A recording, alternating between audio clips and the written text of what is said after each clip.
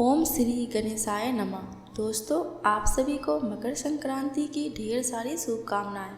आज की वीडियो में जानेंगे 2024 में मकर संक्रांति किस दिन मनाएं, 14 या 15 जनवरी को, और मकर संक्रांति की पूजा विधि, मकर संक्रांति की पुण्य काल, और इसके साथ ही जानेंगे कि मकर संक्रांति के दिन गंगा सागर में स्नान क्यों किया जाता है और इसके पीछे की कथा। मकर संक्रांति हिंदू धर्म का एक महत्वपूर्ण पर्व माना जाता है। इस दिन गंगा स्नान और दान का विशेष महत्व है। यह त्यौहार जनवरी माह के 14वें या 15वें दिन ही पड़ता है, यानी अंग्रेजी कैलेंडर के अनुसार मकर संक्रांति का पर्व 14 या 15 जनवरी को मनाया जाता है। देश भर में इस त्यौहार को कई अलग अलग नामों से जाना जाता है। चंद्र कैलेंडर के बजाय सौर कैलेंडर के अनुसार गणना की जाती है। इस दिन से बड़े दिन होने लगते हैं जबकि रातें छोटी होने लगती है। यह पर्व एक संक्रांति पर्व है। इस दिन दिन और रात बराबर होने से वसंत ऋतु का आगमन शुरू हो जाता है। मकर संक्रांति को लेकर इस बार लोगों के मन में असमंजस की स्थिति बनी हुई है। यह 14 जनवरी को है या 15 जनवरी को। ज्योतिष के अनुसार 15 जनवरी को मकर संक्रांति का पर्व मनाया जाएगा। इस दिन सूर्य देव 2:54 पर धनु राशि से निकलकर मकर राशि में प्रवेश करेंगे। इस अवसर पर शुभ मुहूर्त इस प्रकार है। मकर संक्रांति पुण्य काल प्रातः 7:15 से साय 6:21 तक। मकर संक्रांति महापुण्य काल प्रातः 7:15 से प्रातः 9:06 तक 9:06 तक। मकर संक्रांति की पूजा विधि। मकर संक्रांति 15 जनवरी को मनाई जाएगी। इस दिन भक्त पूरे विधि विधान से पूजा करते हैं। आइए जानते हैं किस विधि से करें मकर संक्रांति की पूजा। पूजा करने के लिए सबसे पहले उठकर साफ सफाई कर ले। इसके बाद अगर संभव हो तो आसपास किसी पवित्र नदी में स्नान करें। यदि ऐसा ना कर पाए तो घर में ही गंगा जल मिलाकर स्नान कर ले। आचमन करके खुद को शुद्ध कर ले। इस दिन पीले वस्त्र पहनना शुभ माना जाता है। पीले वस्त्र धारण कर सूर्य देव को अर्घ्य दे। इसके बाद सूर्य चालीसा पढ़े और आदित्य हृदय स्रोत का पाठ करे। अंत में आरती करे और दान दे। इस दिन दान करने का खास महत्व माना गया है। मकर संक्रांति के पावन पर्व पर गंगा सागर की तीर्थ यात्रा और स्नान करने का विशेष महत्व है। हिंदू धर्म में गंगा सागर को मोक्ष धाम भी बताया गया है। मकर संक्रांति के मौके पर लाखों श्रद्धालु यहाँ पहुँचते हैं और मोक्ष की कामना करते हुए सागर संगम में पुण्य स्नान करते हैं। मकर संक्रांति पर गंगा यमुना के तटों पर मेले लगते हैं। देश का प्रसिद्ध गंगा सागर मेला भी मकर संक्रांति पर आयोजित किया जाता है। यहाँ बड़ी संख्या में श्रद्धालु पहुँचते हैं और स्नान, जप, तप, दान, पुण्य के कार्य, तर्पण आदि करते हैं। गंगा सागर को महातीर्थ का दर्जा प्राप्त है। आइए मकर संक्रांति के मौके पे जानते हैं गंगा सागर का क्या महत्व है और इसे क्यों कहते हैं सारे तीर्थ बार बार, गंगा सागर एक बार। गंगा सागर स्नान का महत्व।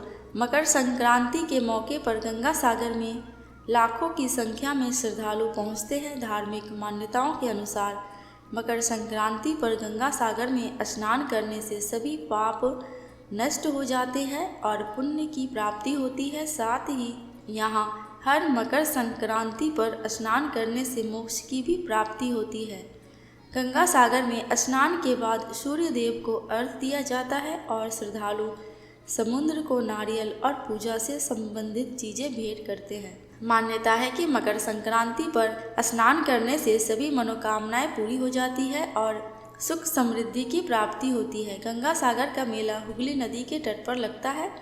यह वही जगह है जहां गंगा बंगाल की खाड़ी में जाकर मिल जाती है। जहां गंगा और सागर का मिलन होता है उस स्थान को गंगा सागर कहा जाता है। मकर संक्रांति पर क्यों लगता है गंगा सागर मेला। मकर संक्रांति पर गंगा सागर में स्नान को लेकर पौराणिक महत्व है। पौराणिक कथा के अनुसार जब माता गंगा भगवान शिव की जटा से निकलकर पृथ्वी पर पहुंची थी तब वह भागीरथ के पीछे पीछे चलकर कपिल मुनि के आश्रम में जाकर सागर में मिल गई थी। वह दिन संक्रांति का दिन था। माँ गंगा के पावन जल से राजा सगर के 60,000 श्रापग्रस्त पुत्रों का उद्धार हुआ था। इस घटना की याद में तीर्थ गंगा सागर का नाम प्रसिद्ध हुआ था। यहाँ हर साल मकर संक्रांति के मौके पर गंगा सागर में मेले का आयोजन किया जाता है। मान्यता है कि इस शुभ दिन पर स्नान करने से 100 अश्वमेध यज्ञ करने के बराबर पुण्य फल की प्राप्ति होती है। क्यों कहते हैं कि सारे तीर्थ बार बार गंगा सागर एक बार। भारत के सभी तीर्थ स्थलों में गंगा सागर को महातीर्थ माना जाता है। सारे तीर्थ बार बार गंगा सागर एक बार, इस कहावत के पीछे मान्यता है कि जो पुण्य फल की प्राप्ति किसी श्रद्धालु को जब तब तीर्थ यात्रा, धार्मिक कार्य आदि करने पर मिलता है, वह उसे केवल एक बार गंगा सागर तीर्थ यात्रा करने और स्नान करने से मिल जाता है। तभी से कहा जाता है कि सारे तीर्थ बार बार गंगा सागर एक बार। गंगा सागर की पौराणिक कथा। पौराणिक कथा के अनुसार गंगा सागर के समीप कपिल मुनि आश्रम बनाकर तपस्या करते थे। कपिल मुनि को भगवान विष्णु का अंश भी माना जाता है।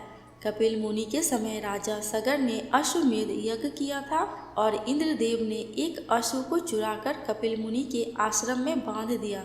अश्वमेध यज्ञ का अश्व चोरी हो जाने पर राजा ने अपने 60,000 पुत्रों को उसकी खोज में लगा दिया। वे सभी खोजते खोजते कपिल मुनि के आश्रम में जा पहुँचे और मुनि पर चोरी का आरोप लगाया। इससे क्रोधित होकर कपिल मुनि ने राजा सगर के सभी 60,000 पुत्रों को जलाकर भस्म कर दिया। राजा सगर ने मुनि से पुत्रों के लिए क्षमा मांगी। कपिल मुनि ने कहा कि सभी पुत्रों को मोक्ष के लिए अब बस एक ही मार्ग बचा है, तुम स्वर्ग से गंगा को पृथ्वी पर लेकर आओ। राजा सगर के पोते राजकुमार अंशुमान ने प्रण लिया कि जब तक माँ गंगा पृथ्वी पर नहीं आ जाती तब तक इस वंश का कोई भी राजा चैन से नहीं बैठेगा। राजकुमार अंशुमान राजा बन गए और फिर उसके बाद राजा भगीरथ आए। राजा भगीरथ की तपस्या से माँ गंगा प्रसन्न हुई और मकर संक्रांति के दिन पृथ्वी लोक पर आई और कपिल मुनि के आश्रम में पहुँची। तभी से मकर संक्रांति का त्यौहार मनाया जाता है। दोस्तों, कमेंट बॉक्स में माँ गंगा एवं सूर्य भगवान की जयकारा लगाना बिल्कुल भी मत भूलना। आपको मेरे चैनल पे व्रत त्योहारों की जानकारियाँ एवं उनसे जुड़ी कथा कहानियाँ मिलती रहेंगी। अगर आपको ये वीडियो थोड़ी सी भी अच्छी लगी हो तो प्लीज़ मेरे चैनल को सब्सक्राइब करके मेरे वीडियो को लाइक एंड शेयर कर देना।